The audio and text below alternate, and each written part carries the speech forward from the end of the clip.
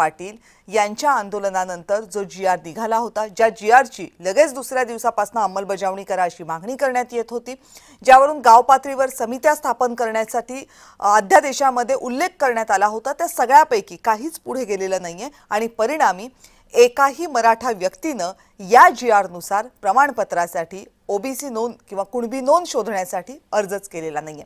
त्यामुळे मुळात या जी.आर.वर विश्वास आहे की नाही, या जी.आर.नुसार अर्ज का केले जात नाहीयेत आणि मराठा समाजाची आधीच्या ज्या नोंदी सापडलेल्या आहेत त्यापेक्षा नव्या नोंदी सापडण्याची या जी.आर.नुसार अपेक्षा आहे की नाही, असे अनेक प्रश्न निर्माण होतात।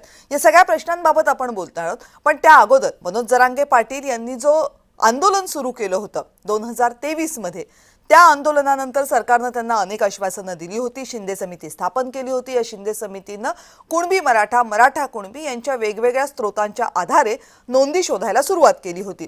2023 पासून ते 2025 पर्यंत या सगळ्या बाबतींमध्ये नेमकं काय काय घडलंय, कुठे कुठे नोंदी शोधण्यात आल्या, काय काय मिळालेलं आहे आतापर्यंत, त्या आधारे किती ओबीसी प्रमाणपत्र वाटप करण्यात आलेले, याची आकडेवारी काय सांगते ते एकदा बघूयात।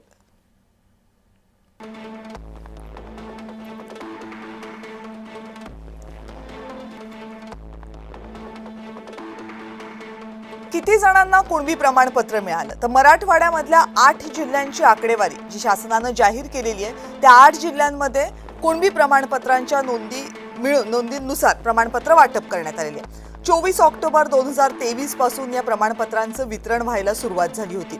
ऑगस्ट 2025 पर्यंत ज्या कुणबी नोंदी सापडल्या त्यांची संख्या आहे 47,845 इतक्या नोंदी सापडल्यात।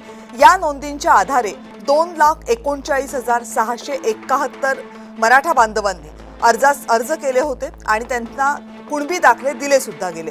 2,39,021 इतक्या कुणबी दाखल्यांचं वाटप करण्यात आलं। याचा अर्थ इतके कुणबी हे ओबीसी म्हणून आरक्षणासाठी पात्र ठरले। 428 अर्ज होते जे ऑगस्ट 2025 पर्यंत नामंजूर करण्यात आले होते आणि 222 अर्ज मात्र प्रलंबित ठेवण्यात आले होते। ऑगस्ट 2025 पर्यंतची ही आकडेवारी आहे। आता यामध्ये मराठवाड्यातल्या ज्या 8 जिल्ह्यांचा